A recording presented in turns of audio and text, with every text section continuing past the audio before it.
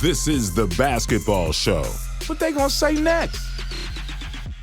Hello, I'm Jo Healy. Great to be with you for another episode of The Basketball Show, proudly brought to you by TCL Mobile and News Corp. As always, the star of the show is alongside me, Shane Hill. Wow. Yeah, you're the star of the show. No. Most definitely. You and D-Ruck. Well, good to be here. Great week of basketball. So much to talk about. NBA. Got everything. A lot Decals. in the show. Yeah, what are you looking forward to most? Probably the NBL Cup. So much happening in the NBL Cup. I've been loving it. So many games. Every night. It's great. It's also Luka Doncic Appreciation Day. Oh, Luka. It's his birthday, and to make everybody feel old, he's turning the ripe old age of 22. 22. It's ridiculous. Got a couple of kids older than that. Oh, I do feel old. I know. He's a superstar. He is. I love him. He is. All right, let's get into our TCL Mobile starting five. Let's talk about Melbourne United's Scotty Hopson. You like what you're seeing? I do. You don't. No, Is that I right? do. No, I do. Scotty Hopson. He's good. I reckon he's great. Struggled, no doubt. And it's hard. When you go to a new team and you were a superstar, or you are a superstar, and you're trying to sacrifice and get into the lineup and try and give up bits and pieces of things, he's been relegated to the bench. I felt sorry for him. I'm trying to edge him on to be able to make every shot, and he's come good, I reckon. The last couple of games he's dropped 14 points, but he'll be okay. I definitely agree with you in terms of that he's improving, and I do like what I'm seeing. Is he a little bit too erratic? I feel like some of the decision-making down the stretch is questionable. I think he's lost his confidence, to be honest. And you probably think, how can a player that good lose his confidence? But when you're used to having that much usage and all the rest of it, and then all of a sudden it's taken away and you're worried about other guys getting shots, you don't know where you fit in. I think he is a little bit erratic, but I think over time he will be okay. Bryce Cotton has taken another step towards becoming an Australian citizen. Mm-hmm. This is good news in terms of the Boomers potentially. There's been a lot of discussion over who Brian Goorjian would take only one to Tokyo. He can only take one naturalised player. Matisse Thybulle is also a naturalised Australian. Yes. Bryce Cotton or Matisse Thybulle, who would you take? Well, I would take Cotton only because we have another man, Josh Green, that plays very similar to Thybulle. If we didn't have Green, I think you'd have to take Thybulle for his international experience and his size and defensive capabilities. But I think Josh Green will play that role. And I think what Cotton provides is something that's very unique, coming off the bench, providing a spark that Brian Goorjian will be able to use. Would you take Thybulle, though, because he's so much younger? We're looking at the future of the Boomers as well as the current team? Maybe. Brian Goorjian might go that way. It's horses for courses, and sometimes coaches just have a specific view because Brian Goorjian is not thinking about 4 years' time right now. He's got a lot of young guys in there as well. I think he'd be thinking about trying to win Australia's first ever medal, so what can get it done? And sometimes it's just that little opportunity. We talk about player performance a lot. I want to ask you about coaches' performance now. Yes. Who would be your coach of the year at this stage of the NBL season? Trevor Gleeson, without doubt. Mm-hmm. They've been outstanding. They have. With what they've got. And I didn't see them making the playoffs with Bryce Cotton as an import. I thought if they bring in another import with Bryce Cotton as a local, then they're good to go. But they don't have as much talent as some of the other teams, particularly from their role players. They've been outstanding. They've done it on culture. They've done it on the ability to be able to play hard and have a great game plan. No one runs a better system than Trevor Gleeson as far as running his system for Bryce Cotton and then running counters off at a special. I had Trevor Gleeson written down. I also wrote down Adam Ford. Yep. He is doing an extremely good job in his first season in charge, and they are very low on troops. They are. They've got a couple of their superstars out. So I think Ford's done a terrific job as well, and they've been right in it. They're playing well for the last probably 4 or 5 games better. They look like they're better now than they were at the start, but you can't write off Vickerman as well. And what are they, 10-1 or 9-1 or something? They've got a lot of talent, a couple of guys out. Yeah, so is it easier for him given it is easier. His roster? Yeah, no doubt. But he's still missing a couple of key players. He still has to bring those guys together, get them to believe, and they've only lost 1 game. So I think they're probably pretty even. You can make arguments for both. But it's Trevor Gleeson so far ahead of everyone else right now. There's been a lot of talk around unsportsmanlike fouls over the past few days, players going up, trying to block shots, that kind of thing. Where do you stand? You've got to be able to make a play to block a shot, right? I think you've got to give the benefit of the doubt. If there's any head contact or unnecessary sort of contact that's over and above, it's an unsportsmanlike foul. But I feel like we've gone so far the other way that you don't even expect the guy to go and make a play on the ball to try and block the shot. The unsportsmanlike foul that I think the NBL needs to make a big change with is at the end of games. Now, FIBA made a big change in the way they adjudicated it with unsportsmanlike fouls because of the way it was played in Europe. So in Europe, they try and stop the game all the time. There was no transition. We were taught when I played in Europe, you immediately had to foul somebody as soon as they started in transition, which they wanted to be able to get away from. But at the end of the game, it's just part of the strategy that you're trying to foul to send people to the line. And I think that's where they've overcorrected and they need to make... The NBL can make an adjustment because we can make up our own rules. It's part and parcel of basketball, you're right. How easily can the NBL make that change? How long would it take for them to do so? They can make it whenever they want, can't they? As long as all the teams and everybody agree that it's for the right reason. I don't think anyone's happy with the way it's called, that you can't intentionally foul at the end of the game to send someone to the line. It's ridiculous. It's always been done. All right, let's head over to the NBA quickly now to wrap up our starting five. The Knicks, they are surging right now. They're fifth. They're at a 500 record. Yep. They're going to make playoffs? They probably will. First time since 2013 if they do. What's amazing, Leon Rose has come in and done a great job of putting the right people in place, and they play a style where they really restrict the opposition. Not a high-scoring team, but, gee, they've done well to be able to compete at the moment, being consistent. Hearts are in the right place. They play hard all the time with not as much talent as some of the other teams, so certainly on the right track. I like them more than the counterparts across the road, the Nets.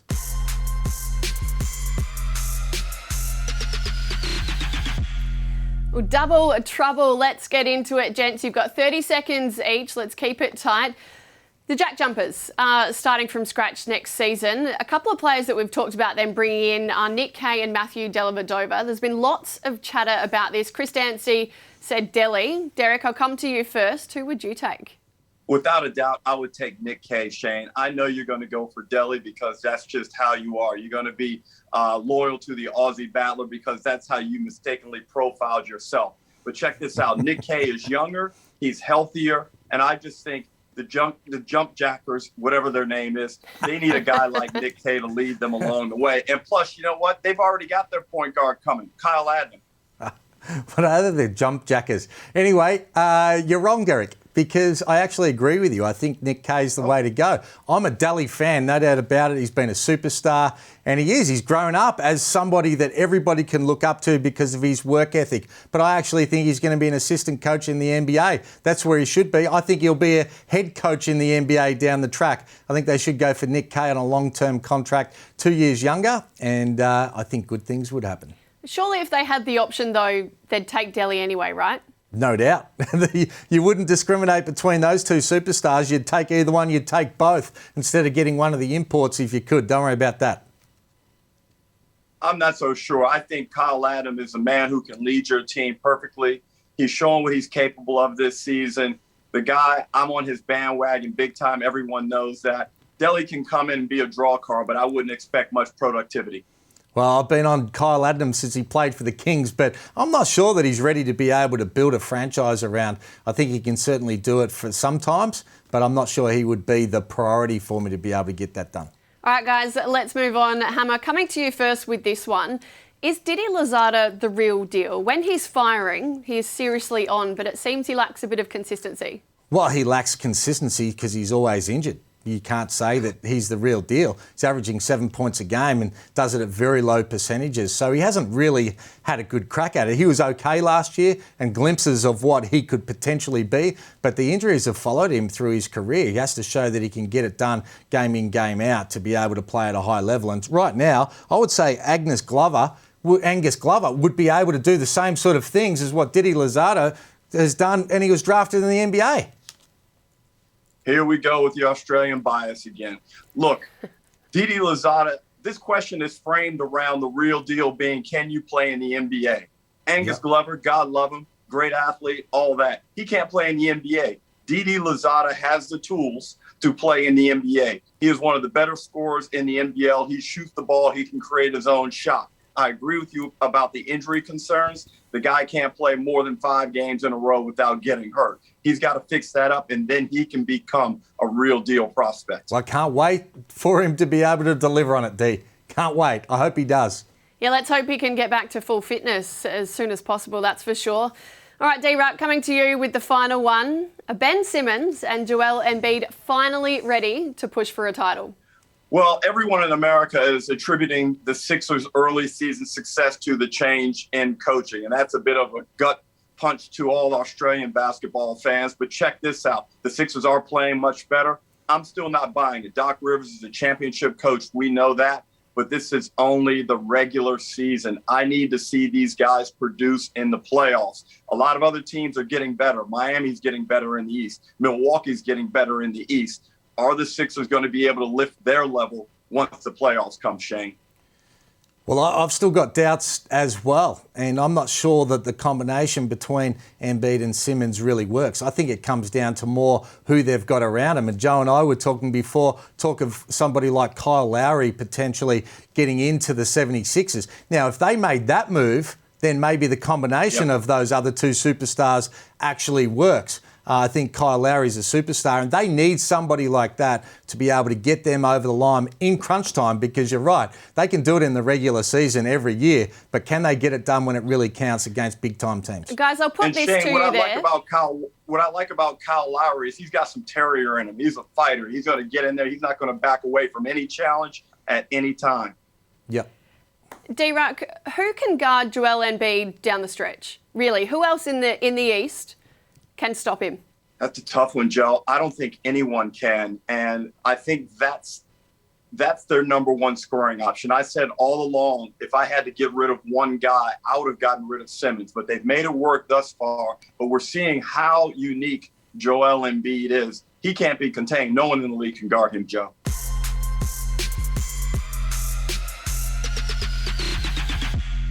We are putting decals under the spotlight this week. Derek has been kind enough to stick around for us. There were a number of players that were slipping over the weekend. We know it's an issue. More and more are coming out and being more vocal about it.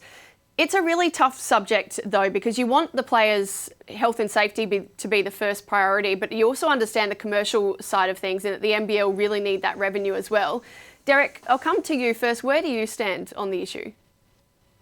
Well, obviously, I believe that the players' well-being has to be at the front. There's no way to get around that. I understand the commercial ramifications, but certainly at this time in our lives, we can figure out a way to provide the return on sponsorship investment that the corporates need. Certainly, there's a way to do it without jeopardizing player health. Now, I know back in the day when I played at Townsville in the 90s, and I believe there were a few other venues that were similar, the decals were painted on and we didn't have these problems. But there were decals that were done just like they are today, that were done the same way back in the early 90s. And it actually cost Steve Carfino the balance of his career because he slipped on one. And we do not want to see that happen nowadays. No, we exactly don't. Right. Sorry, Hammer, go on. We don't. And I know the Sydney Kings used to have them painted on as well back in the day at the entertainment centre. And I know there's, a lot of things that the NBL have to be able to navigate their way through. And they have built up so much goodwill over the last 5 years for the players and in being able to improve the conditions and the money and everything else. But there has to be a solution that has to take place. And I don't know whether it's about moving the decals that are in the keyway to closer to the centre or moving them to other assets that the sponsors agree. Because I'm sure the sponsors don't want to be associated with someone blowing out a knee as well. So there has to be some sort of solution that everybody wins out of it. I don't know what it is, but something has to happen, and it has to happen quick. I spoke to the league over the weekend. They've said that the issues and all the comments and things have been noted. What they did say, though, is that they are not in a position at all to go with the virtual advertising. They admit that. They don't necessarily know what the solution is at the moment, but they said that they're being as vigilant as possible and they are trying to make the change. For the foreseeable future, though, nothing is going to change. How does that make you feel? Well, I think there's a frivolous decal right in the restricted area. There's an NBL decal there. Why do we need an NBL decal? Okay, so I question their logic in that regard. And I think there are a couple other frivolous ones that aren't needed. You can get rid of them, and the less decals on the floor, the greater minimization we provide to the players. Now, look, those courts also need to be kept dry as much as possible. I don't know if we're cutting corners due to the COVID restrictions and so forth with ball wipers and floor wipers and all that type of stuff, but things need to be on point with respect to the player safety. D-Ruck, the NBL did say specifically that they are being extremely vigilant in terms of wiping the courts. They know it's hot in there. They know they've got back-to-back games at the moment, but they said they're specifically working on that. Well, Derek, I'm not sure we've seen the players be so outspoken in a long, long time about any issue for the last probably 40 years. I remember in the mid-'90s when there was a lot of discussion about the salary cap and how we were going to monitor it and police it at the league level. I remember there was a proposal to get everyone's tax returns, and that way the league could ensure that players were getting paid what the club said that they were getting paid. And a bunch of top-name players spoke out collectively about that. And look, everyone was strongly against that. But I didn't feel like that threatened the league as much as this one does, where it's really coming out and being critical of the league over a very sensitive issue, and that's player well-being. In fact, I'm surprised that players have been so outspoken and basically, not even worried about getting fined or anything like that, Shane. Do you think it's the fact that they're not trusting the Players Association to have their backs? Well, I mean, look at the deal the Players Association brokered in this COVID situation. I think I wouldn't have a great deal of trust. We're supposed to be playing the same number of games. I don't want to get into all the minutia, but I have a feeling like the players haven't come out on the good end of this deal with respect to the new season. Well, with the likes of Didi Louzada and DJ Vasiljevic coming out, along with the heavyweights, as you mentioned, Hammer, like Andrew Bogut coming out and talking about it, is certainly something that the NBL will want to find a solution to ASAP. Gents, thanks so much for that. Derek, we'll see you again next week. Thank you, guys. See you soon. On your date.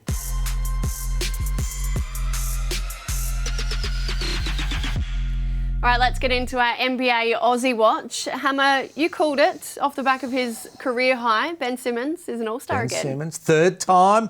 We love that. Well done, Ben. The best defensive player in the competition, so he deserves it. 3 times. Well done. He does a couple of 15-point games recently and a 24 as well, so still being aggressive, not quite at that 42-point mark. Yeah, not as aggressive as we'd like to see him, but he's playing a D and they're winning, so he's getting the job done. He'll enjoy it. I'd rather have the weekend off than go to All-Star, but he can enjoy it.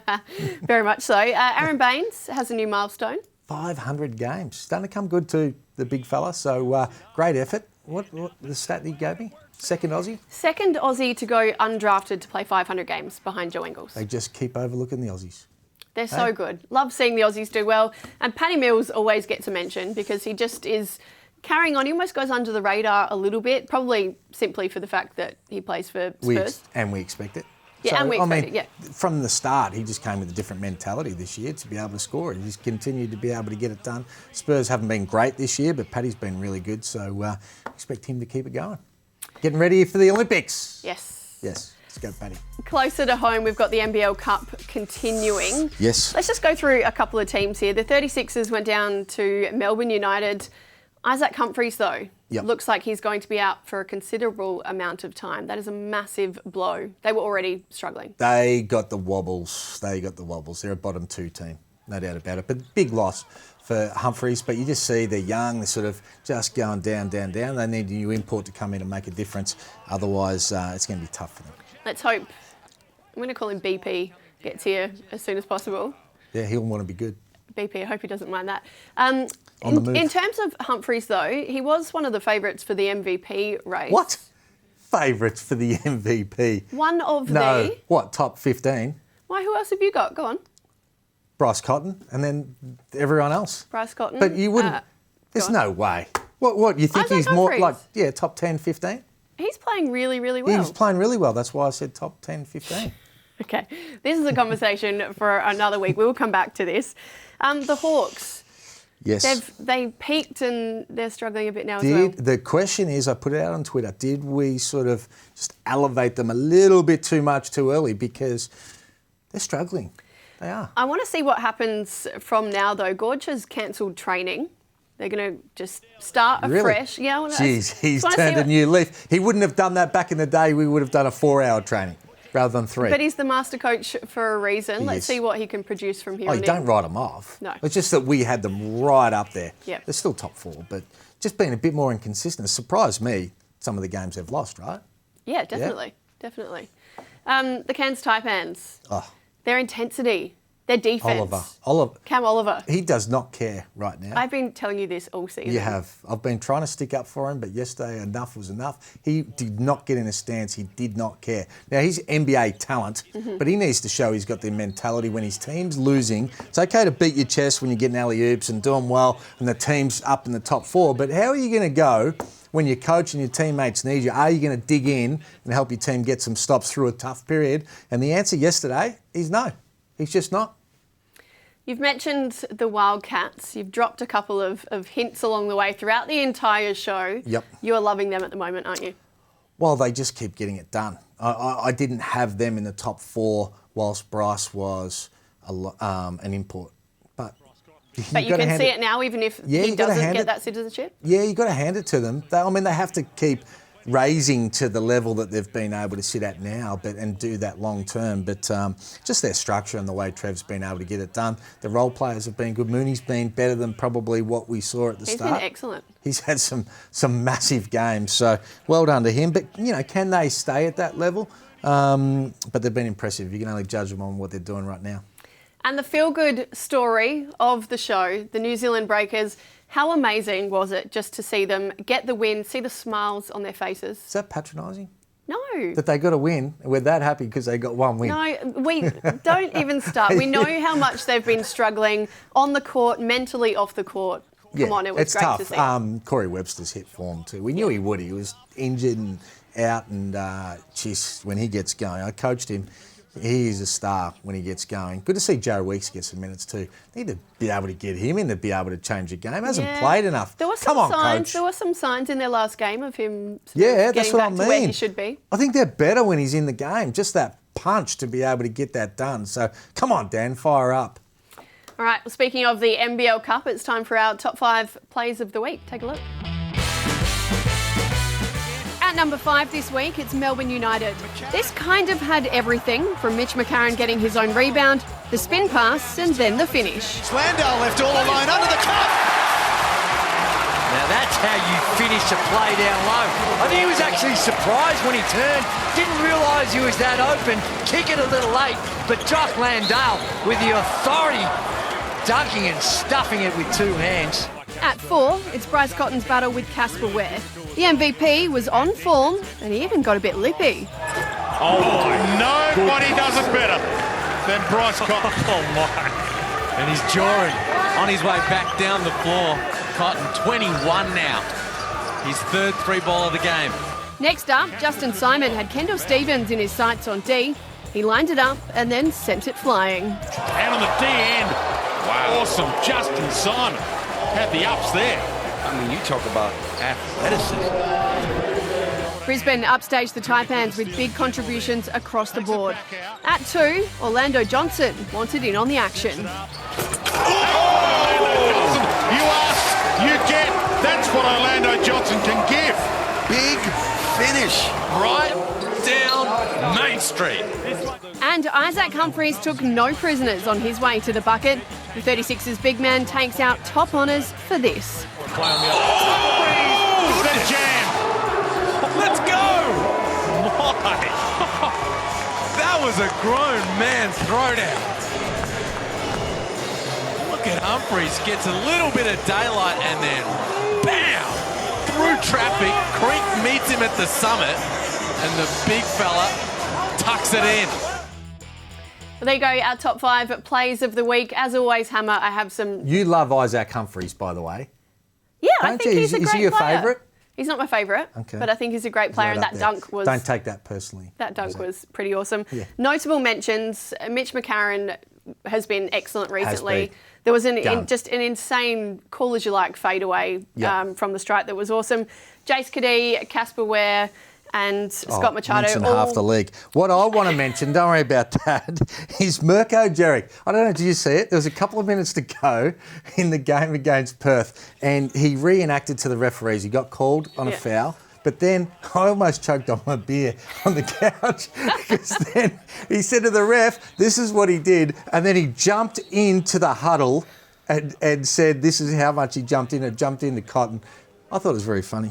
That's all we've got time for. Very, very quickly, Chris Golding set to be back for Melbourne United Bring it Friday. on. That's Your fantastic. Man. My man. Okay, we'll go with Chris that. Golding. And Ryan Bubbles, fire up. Broekhoff expected to be back for the throwdown on the 10th of What's he been doing in quarantine? Getting a few jumpers up, you reckon? Training, yeah, hopefully. But how exciting for the league, for the Phoenix. Looking forward to that. Can't wait for it. All right, thank you for your company here on The Basketball Show. Thank you to TCL Mobile and News Corp as well. We'll be back next week. This is a co-production by News Corp Australia and Closer Sport.